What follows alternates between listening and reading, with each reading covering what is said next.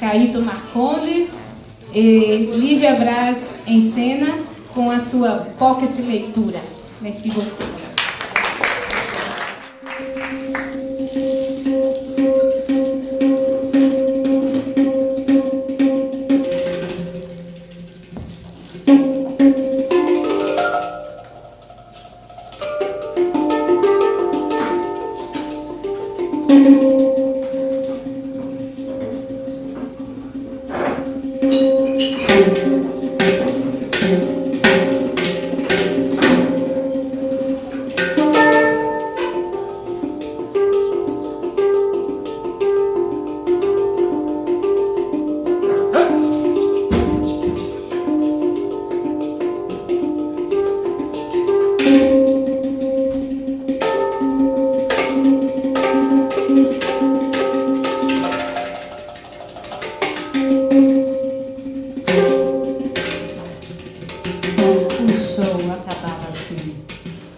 Alguns vaiavam, outros aplaudiam.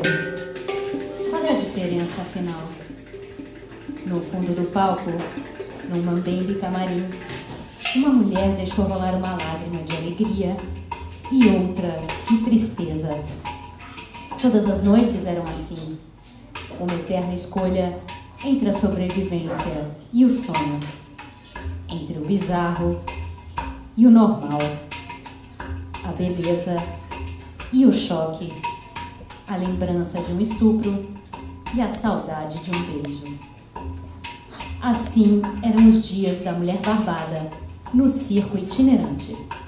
Assim seriam eles também até hoje, se todo o ciclo não tivesse seu fim e seu começo de espetáculo diário no circo da vida, que com certeza deve ter um picadeiro muito maior, onde todo mundo, cedo ou tarde, será aplaudido de pé.